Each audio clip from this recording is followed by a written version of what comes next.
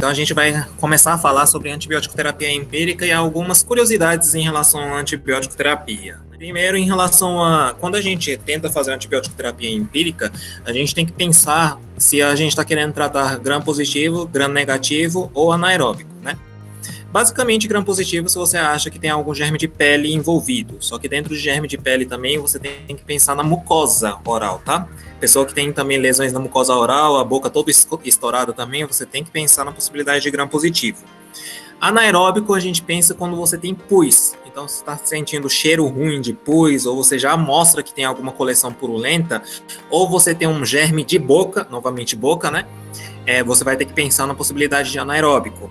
E gram negativo, a gente tem que pensar em todas as cavidades. Então, se a gente tem um paciente que está tendo infecção urinária, que é cavidade da uretra, urina, né? Se você está pensando na possibilidade de intestino também, uma das possibilidades de você ter infecções por gram negativo. Então, tudo isso a gente tem que pensar na hora de escolher, né? Para gram positivo, a primeira escolha, infecções de pele, né? A primeira escolha ambulatorial, a gente fala em relação à cefalexina.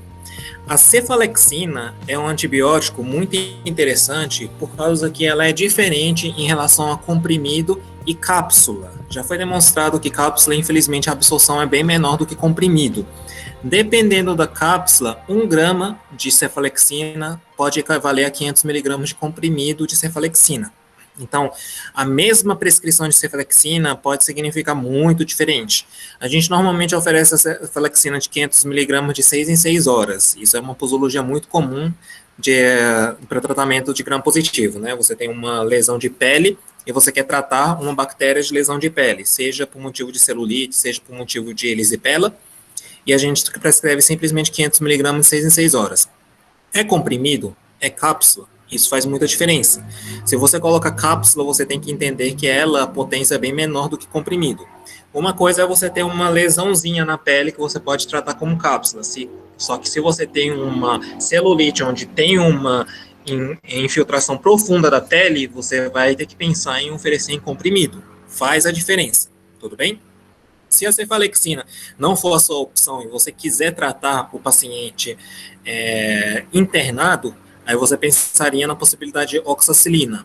Lembrando que todos esses beta-lactâmicos, incluindo oxacilina, a gente deve infundir um antibiótico em 3 horas. Já tem estudos de todos os beta-lactâmicos, né? Feito em 30 minutos, infusão em 30 minutos, infusão em 1 hora, infusão em 3 horas e infusão em 6 horas. Foi demonstrado que a taxa de mortalidade, eu não estou falando nem tempo de internação, nem estou falando em relação a efeitos colaterais, eu estou falando de taxa de mortalidade. A taxa de mortalidade de infusão em 3 horas foi inferior comparando, e isso foi estatisticamente significativo, ou seja, menor do que 0,05. 95% dos casos de fato, menos risco de morte se você infundir em 3 horas. Por que isso acontece? Isso acontece porque o beta-lactâmico é importante que o antibiótico permaneça dentro do seu sangue durante mais tempo possível. Então, quanto mais lento você infunde, teoricamente vai ficar mais tempo possível dentro do seu sangue e o efeito é melhor. No entanto, por que então que quando a gente infunde em 6 horas ficou pior do que infundir em 3 horas? Isso acontece porque quando a gente coloca antibiótico dentro do soro, pingando na veia do paciente, dentro deste soro, o antibiótico desnatura. Então, se a gente deixa 6 horas infundindo, o antibiótico desnaturou por causa da luz durante 6 horas e entra no corpo com menos dose. É por causa disso que foi demonstrado que 3 horas é o tempo melhor para todos os beta-lactâmicos. Então, se você quiser infundir beta-lactâmico para os pacientes, você deve infundir necessariamente em 3 horas. Não é para infundir em 15 minutos, 30 minutos, 1 hora, nem em 6 horas, é para infundir em 3 horas. Excetuando pelo Tazocin. Tazocin é o único antibiótico que não desnatura em 6 horas, né? Mas foi demonstrado que clinicamente 3 horas ou 6 horas não fez nenhuma diferença, tá? Você infundindo esse antibiótico em 3 horas ou 6 horas, a mortalidade era o mesmo em Tazocin. Então, na dúvida, infundem em 3 horas os beta-lactâmicos. Quem são beta-lactâmicos? Derivado de penicilina, cefalosporínico todos os cefalosporínicos entram nesse derivado de beta-lactâmicos, tá? Entram também em derivados de beta-lactâmicos o carbapenêmico. Então, imipenem, meropenem, todos esses aí vão entrar no rol de antibiótico que você deve infundir em 3 horas. Então, lembra que antibiótico infundir em 3 horas salva a vida da pessoa. Ou, em outras palavras, se você não colocar que é para infundir em 3 horas, você pode estar matando o seu paciente, né? Evoluindo um pouquinho mais em relação à antibiótico terapia, pensando em gram positivo, germe de pele. A próxima etapa, né, depois de cefalexina, oxacilina para internação, né, cefalexina para ambulatório, oxacilina para internação. Depois você vai ter que pensar em germe multiresistente. Para germe multiresistente, a escolha seria a vancomicina. Só que prestem atenção, tá? A vancomicina é mais fraca do que a oxacilina. Então, se você tem um germe que é sensível à oxacilina e à vancomicina ao mesmo tempo, a oxacilina é mais potente do que a vancomicina. A dose de oxacilina, a gente oferece normalmente 2 gramas de 4 em 4 horas, né? E a vancomicina oferece 1 grama de 12 em 12 horas. Já a vancomicina é o contrário, né? Ela age em pico. Diferente do beta-lactâmico que age em tempo de duração dentro do sangue, por isso que a gente tem que infundir em 3 horas, a vancomicina age em pico. Então, quanto mais rápido a gente infunde a vancomicina, mais potente ela é, embora ela seja mais fraca do que a oxacilina, né? Só que, se no vancomicina a gente infundir em menos de 1 hora, dá o efeito chamado efeito homem vermelho. Então, o paciente vai ficar vermelhinho porque você está infundindo a vancomicina rápido. E o que normalmente o povo vai achar se o paciente começar a ficar vermelho depois de infundir antibiótico terapia? Que o paciente está tendo alergia. Então, acaba que isso vai fazer com que mascare o tratamento, que a gente tem que trocar de tratamento por motivo disso. Portanto, a vancomicina deve ser infundida em 1 hora, exatamente 1 hora. Porque quanto mais rápido você infunde, ela age em efeito pico, portanto, mais potente ela torna. No entanto, em 1 hora, dificilmente você tem a síndrome do homem vermelho. Então, por esse efeito colateral, a gente tem que infundir em 1 hora, tá? Então, oxacilina em 3 horas e a vancomicina em 1 hora que você deve infundir. Esse é o detalhe que você tem que saber. Tem outras opções? Tem várias outras opções de gram positivo, tá? Do gram positivo, uma outra opção que você deve pensar no paciente ambulatorial, então o básico é isso, né? Cefalexina, oxacilina e vancomicina. No ambulatorial, no lugar do cefalexina, uma outra opção que a gente pode pensar é em clindamicina. Clindamicina, além de pegar gram positivo, ela cobre também anaeróbico. Então, significa que se você tem uma lesão de pele com pus, melhor opção seria clindamicina. Só que, normalmente, nessa situação, a gente não costuma somente oferecer clindamicina. Por que disso? Porque, normalmente, quem gera pus na pele são pacientes diabéticos. E diabéticos costumam ter muito gram negativo na pele. Então, a gente costuma associar o ciprofloxacino com a clindamicina. Então, no lugar da cefalexina, se o nosso paciente se trata de um diabético que tem uma lesão da barriga para baixo, ou se você tem um diabético com pus na pele, normalmente a gente associa clindamicina com o ciprofloxacino. Qual é o detalhe muito importante do ciprofloxacino? O ciprofloxacino se trata de uma quinolona. Em pacientes idosos, ela pode ter vários efeitos colaterais, uma delas ter confusão mental por motivo da quinolona, né? Encefalite por motivo da quinolona. Assim como é muito mais fácil de você ter tendinopatia por motivo da quinolona, né? De cortar o tendão e o paciente não conseguir mais caminhar por causa disso. Assim como tem mais chance de você ter arritmia por quinolona e o paciente morrer por motivo de arritmia. Por isso que, normalmente, a quinolona, na Sociedade Europeia, em 2017, foi proibido o uso para casos que costuma melhorar com ou sem o apesar médico. Então, não se utiliza mais quinolona para infecção de garganta, não se utiliza mais quinolona para sinusite, não utiliza quinolona mais para jeca, nem para infecção urinária baixa. Porque esses com ou sem o apesar médico podia até melhorar, e se você oferecer quinolona, tem chance do paciente ter efeito colateral irreversível. Mas mesmo sendo pacientes que tenham risco de vida, né, sei lá, um paciente diabético com pus na pele que você quer tratar ambulatorialmente, não quer internar esse paciente porque está na época do Covid, não quer que o paciente pegue Covid e quer tentar fazer o máximo possível tratamento domiciliar, aí você pode pensar em oferecer clindamicina com ciprofloxacino. Qual é a outra coisa que você tem que ficar atento em relação ao ciprofloxacino? Todas as quinolonas têm uma interação medicamentosa péssima com o cálcio. Então, como que a maioria dos indivíduos hoje em dia estão tomando cálcio com vitamina D, achando que isso melhora alguma coisa com Covid, né? Não tem nada a ver, mas o povo acha, e começa a tomar cálcio polivitamínico, se você tomar junto com polivitamínico a quinolona, né, o ciprofloxacino, você pode diminuir a efetividade desse medicamento em até 80%. Então, se você está oferecendo 500 miligramas de ciprofloxacino e você toma junto com cápsula de cálcio com vitamina D ou polivitamínico que contenha cálcio, você está jogando fora 400 miligramas do ciprofloxacino, sobrando somente 100 miligramas, como se você estava oferecendo tratamento de 100 miligramas de 12 em 12. O tratamento correto é 500 miligramas de 12 em 12 horas, né, de ciprofloxacino, e normalmente clindamicina a gente oferece de 300 a 600 miligramas 4 vezes ao dia, né, de 3 a 4 vezes ao dia, tá bom? Então, para esses pacientes, é importantíssimo você suspender o cálcio que o paciente está tomando e falar que não pode tomar com queijos, né, derivados de leite no geral e próprio leite. Senão, você vai ter fatalmente erro no tratamento e o paciente vai voltar. E o pior, o médico vai achar que na realidade tem a resistência e vai achar estranho, porque você fez um antimicrobiano, está escrito sensível a ciprofloxacino, e o paciente continua passando mal. Por quê? Por causa que provavelmente vocês não falaram que não devem tomar junto com qualquer derivado que contenha cálcio. Tá? Isso é, inclusive, o maior motivo de falha terapêutica em quinolona. Né? Não é por motivo do paciente estar resistente. Normalmente acontece pela associação com cálcio. Ok?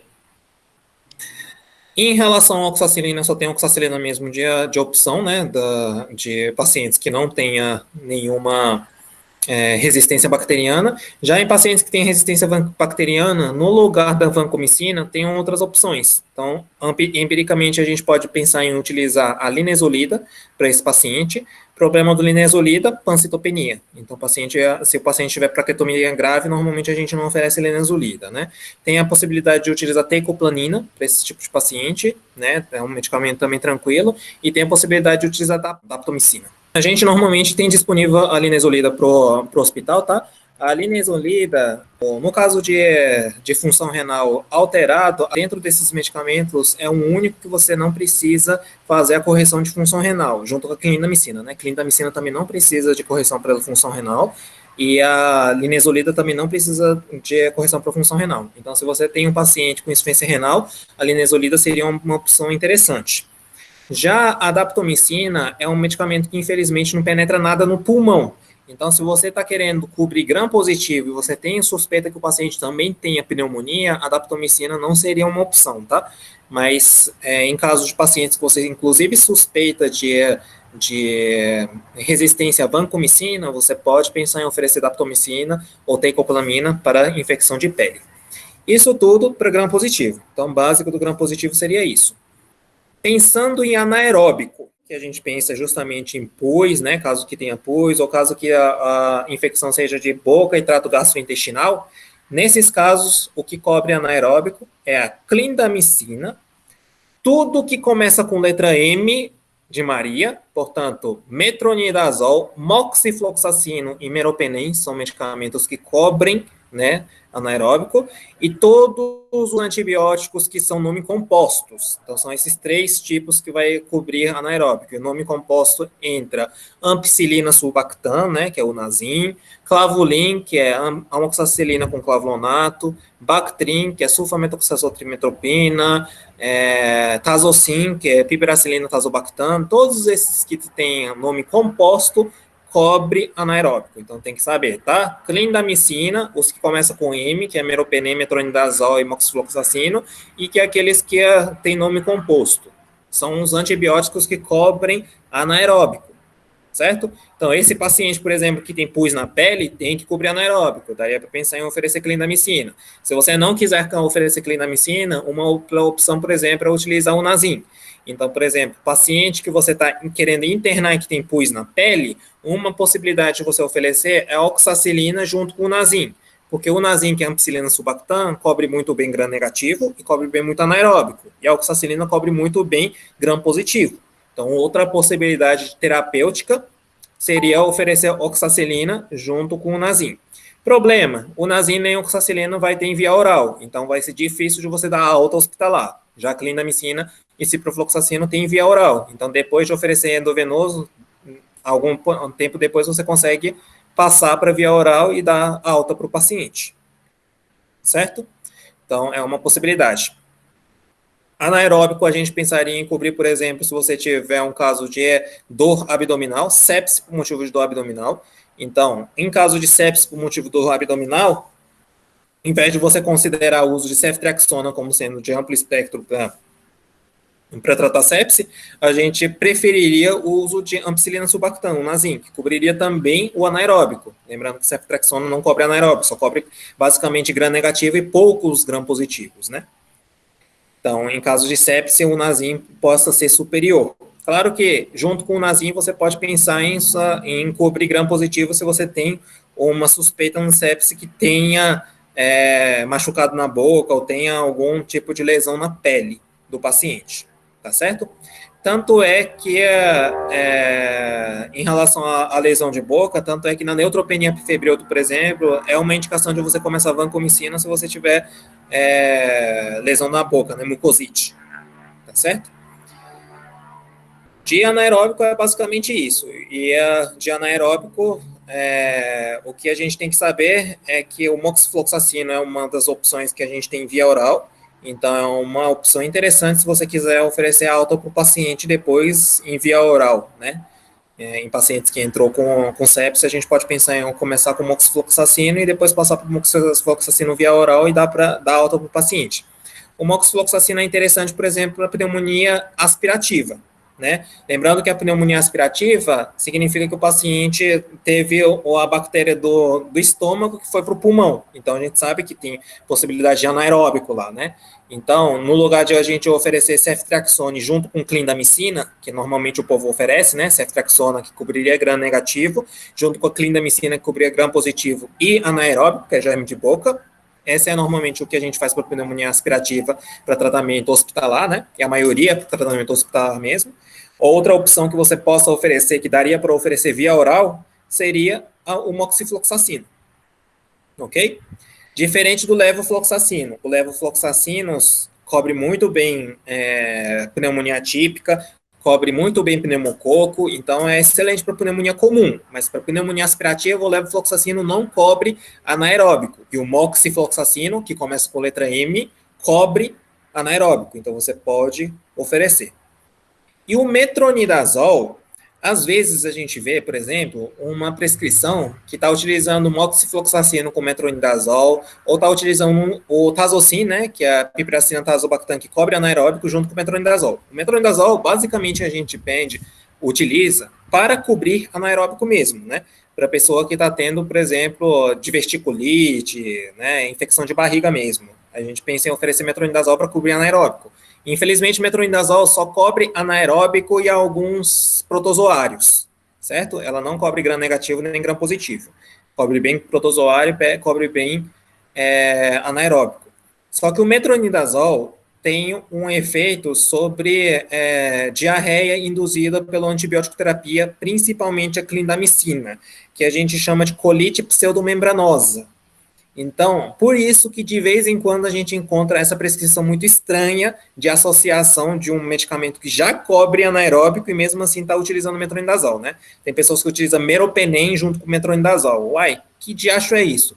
Esse diacho, provavelmente, acontece porque o paciente começou a ter diarreia por causa do antibiótico. Então, estão pensando em cobrir a Clostridium difficile, da enterocolite pseudomembranosa, tá? Então, só para esse momento, você pode associar metronidazol por qualquer antibiótico. A gente não está pensando exatamente em anaeróbico, não. A gente está pensando em cobrir especificamente Clostridium difficile, tá? Isso é um detalhe do metronidazol, que começa com letra M.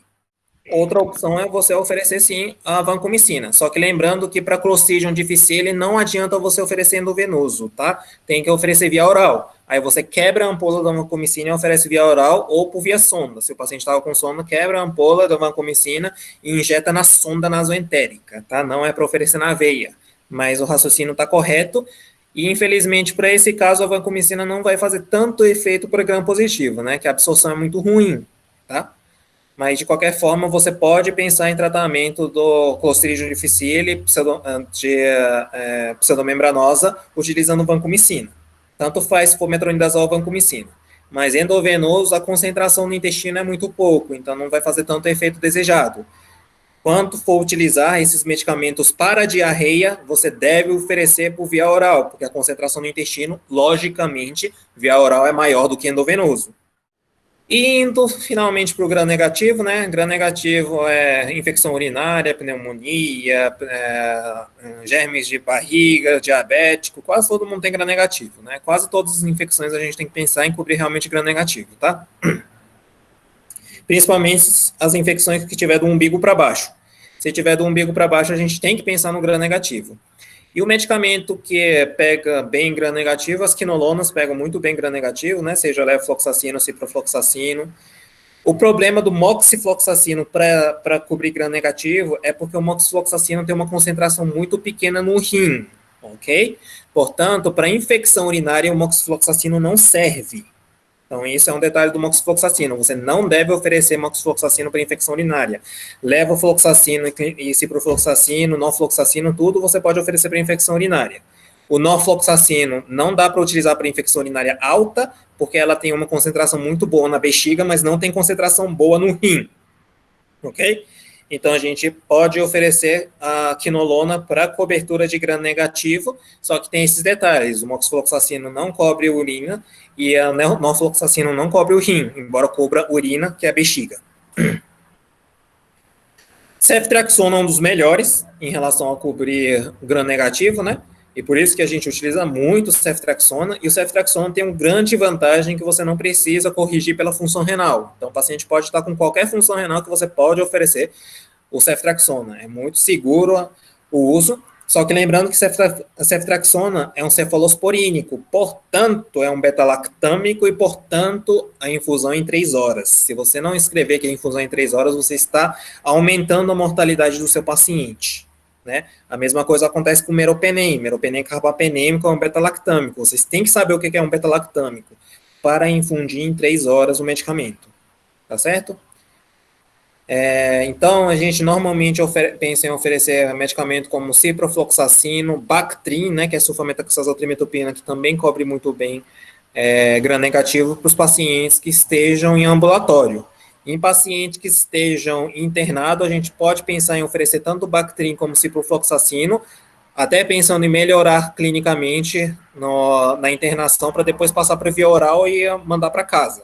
Só que se você não está pensando em passar para via oral e mandar para casa, a primeira escolha realmente é ceftriaxona, os pacientes graves hospitalizados, né? Ceftriaxona que não seja multiresistente, que o paciente não esteja internado, não foi para algum hospital e ficou 3 dias lá. Se o paciente ficou mais do que 3 dias lá e teve hospitalizado por dentro de 2 meses, a gente tem que pensar que é multiresistente. Aí a ceftriaxona não presta mais, tá?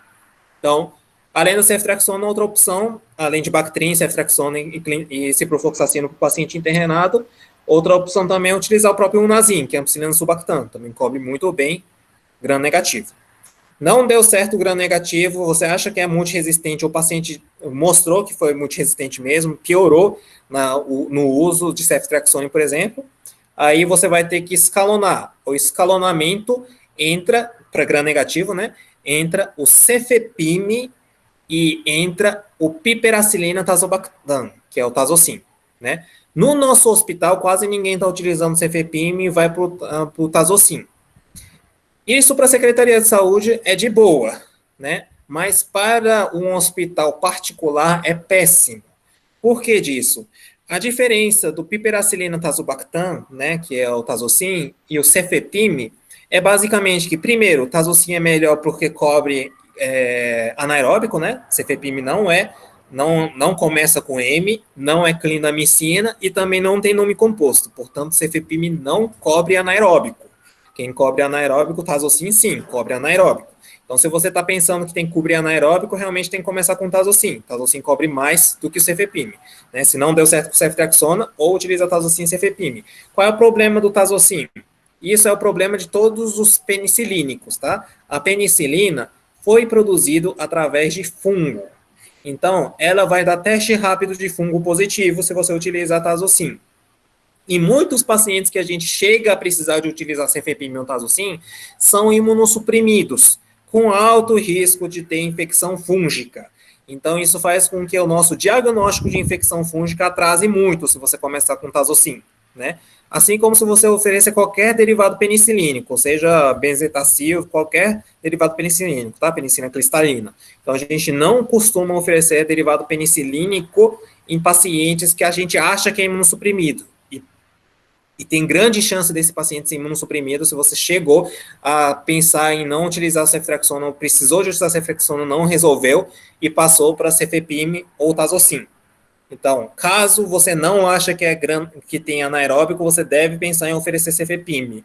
Caso você acha que tem anaeróbico, você passa mesmo tazocin, por mais que isso postergue o seu diagnóstico de teste rápido para fungo. Né? Por exemplo, no hospital tem a beta-glucana, que é teste rápido de candidíase, assim como tem galactomanana, que é teste rápido para aspergilose. Tá? Então, a gente consegue fazer o diagnóstico de fungo rápido se você não estiver utilizando o tazocin. Ok? Não deu certo com cefepime ou tazocin para você cobrir gram negativo. Uma opção que você deve oferecer, por exemplo, é você passar para meropenem, né? Não deu certo com meropenem, aí você associa a polimixina com meropenem ou polimixina com amicacina. A polimixina sozinho você não vai fazer, tá? Ela é um bacteriostático, não é um bactericida, não mata a bactéria. Ela é um excelente medicamento em relação a não causar resistência bacteriana. Então, ela pega qualquer bactéria, basicamente. Só que ela pega fraco qualquer bactéria. Então, você não pode fazer monoterapia de polimixina. Ou a gente associa com meropenem ou a gente associa com amicacina. Tá certo? Aí a gente entra em antibióticos que quase a gente não utiliza, né? Como a amicacina e gentamicina. A amicacina e gentamicina é um medicamento sabidamente muito ototóxico, e não causa muita surdez, e causa muito nefrotoxicidade. Por causa disso, muitos médicos acabam não utilizando tanto, mas é um dos medicamentos que é melhor em relação à resistência bacteriana, e ela é uma vez ao dia. Então, é uma possibilidade de você fazer o tratamento domiciliar, né? Você vai fazer hospital dia, volta para o hospital, faz o tratamento e volta para casa, né? Faz uma vez ao dia o antibiótico, volta para casa, volta para o hospital, volta para casa. Então, tem a possibilidade do paciente não estar internado e fazer hospital dia para fazer uma antibiótico terapia. E é muito importante que deve ser feito uma vez ao dia, tá? Amicacina e gentamicina são medicamentos que devem ser feitos uma vez ao dia. Se você pega livros antigos, está escrito de 8 em 8 horas. O tempo de meia-vida deles realmente é 8 horas. Então, o medicamento some do sangue em 8 horas. Só que ela some do sangue e impregna em todos os órgãos depois de 8 horas. Por isso que foi descoberto que a gente não precisa fazer de 8 em 8 horas. E quando faz de 8 em 8 horas, tanto a amicacina quanto a gentamicina aumenta muito a ototoxicidade e a nefrotoxicidade. Foi demonstrado que a mesma dose, né, se a gente oferecer, por exemplo, amicacina 500 miligramas de 8 em 8 horas versus uma vez ao dia de 1,5 grama, a efetividade de tratamento é idêntico, que ambas vai ser 1,5 grama ao dia, né, 500, 8 em 8 horas, 3 vezes ao dia de 500, 1,5 grama, ou uma vez ao dia, 1,5 grama. A eficácia de tratamento deu igual. Inclusive, em 2019, foi demonstrado que foi igual para endocardite bacteriana, que a amicacina gentamicina a gente utiliza muito para endocardite bacteriana.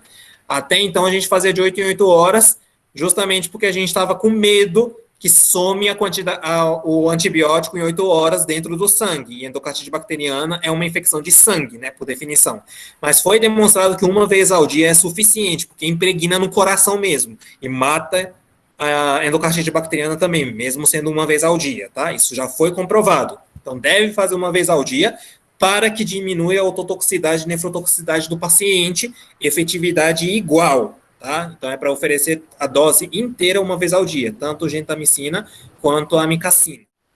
Gente, e a quinolona também, o efeito é em pico, tá? E para o paciente não passar mal, que a gente oferece 1 hora também. Então, aqueles que o efeito são em pico, a gente infunde 1 hora, e aqueles que são beta-lactâmicos, a gente infunde em 3 horas. Os que cobrem atípicos é o quinolona respiratório, né, levofloxacino, moxifloxacino cobre pneumonia atípica, azitromicina cobre pneumonia atípica, macrolídeos, né, claritromicina também cobre atípico, e esses medicamentos que cobrem atípico, ela tem uma funcionalidade que a gente chama de imunomodulador, ou diminuição de inflamatório, né, diminuição inflamatória pulmonar do paciente. Então, por mais que o paciente não tenha infecção, se você oferecer azitromicina, levofloxacino, claritromicina, moxifloxacino para esse paciente que não tem pneumonia bacteriana, pneumonia viral ou exacerbação de DPLC sem nenhuma infecção, provavelmente o paciente vai ficar melhor, por causa que vai desinflamar um pouquinho o pulmão do paciente, vai melhorar também o clearance respiratório, né, de retirada de impurezas respiratórias do paciente. Teoricamente, nada foi comprovado cientificamente. Por que a gente fala isso? Teoricamente, porque a gente tem estudos demonstrando que diminui a interleucina 1, aumenta a interleucina 10, diminui TNN-alfa, que são todos marcadores inflamatórios e imunomoduladores. Então, in vitro, né, a gente sabe que realmente os marcadores inflamatórios diminuíram. Mas não necessariamente o fato de ter marcador inflamatório diminuído significa que o paciente vai diminuir a inflamação. Para a gente saber se realmente diminui a inflamação, vai ter que pegar dois indivíduos igualmente afetados, né? Sei lá, bateu do mesmo jeito o braço e você oferece azitromicina. E você vai fazer isso com 280 pacientes sem remédio, 280 pacientes com remédio e ver qual delas desinflama mais rápido. Então, isso é o teste para anti-inflamatório clinicamente. Algum doido vai fazer esse teste? Ninguém vai fazer, gente. Por quê? Porque se você fizer isso, você vai criar resistência bacteriana. Então, ninguém vai testar em relação ao efeito anti-inflamatório do antibiótico, que é eticamente incorreto. Né? Então, a gente nunca vai saber se realmente a azitromicina, levofloxacino, moxifloxacino e a claritromicina têm efeito anti-inflamatório. Provavelmente tem in vitro, mas in vivo nunca vai ser demonstrado, tá? Então, se alguém falar cientificamente não foi comprovado, sim, cientificamente não foi comprovado e nunca vai ser comprovado, tá? Provavelmente a azitromicina está fazendo efeito para COVID por motivo desse efeito anti-inflamatório pulmonar, né? Então, tem esse fator. Por mais que você não pegue pneumonia bacteriana, se você utilizar a azitromicina, costuma melhorar a inflamação pulmonar, costuma melhorar a inflamação pulmonar, tá? Claro que, junto a isso, você previne que tenha infecção bacteriana pulmonar secundária, né? Mas a escolha da azitromicina é isso. Então, teoricamente, a gente pode oferecer levofloxacino, moxifloxacino, pode oferecer claritromicina? Teoricamente, sim, né? Só que ninguém testou com nenhum desses 3 medicamentos, nem com levofloxacino, nem com moxifloxacino, nem com claritromicina. Só testaram com azitromicina. E a azitromicina foi demonstrado que quando você associa, por exemplo, com hidroxicloroquina, diminui a quantidade de vírus na saliva, do COVID na saliva. Diminuir COVID na saliva, novamente, significa que o paciente está melhorando? Sei lá. Se a gente for ao pé da letra, tuberculose miliar, por exemplo, tem diminuição de bacilos dentro da saliva. E é melhor do que tuberculose pulmonar? Não. Está piorando, né? Tuberculose miliar significa que o paciente está muito mais grave do que uma tuberculose pulmonar e diminui a quantidade de BAR na saliva. Então, o fato de você diminuir o vírus na saliva significa que o paciente está melhor? Não. Então, não tem nada comprovando que realmente a azitromicina melhora o paciente. Só que a azitromicina pode realmente fazer com que não tenha infecção bacteriana secundária e também faz com que provavelmente diminua a inflamação pulmonar, né? E provavelmente diminui a quantidade de vírus na saliva. O que deveria pesquisar em relação à diminuição do vírus na saliva? Bem, se você acha que diminui o vírus na saliva, o que a gente sabe é que vai diminuir, na realidade, a transmissão, né, do vírus do COVID. Então, provavelmente, o que isso significa é somente que a azitromicina vai diminuir a transmissão do vírus para os outros pacientes. Ponto final. Mas que isso significa que tem melhora clínica, se vai ter anti-inflamação, ninguém sabe. Isso é só uma suposição e a gente está fazendo tratamento com suposição. Se você acha que a azitromicina pode causar efeito colateral grave para o paciente, você deve trocar a azitromicina para outra coisa.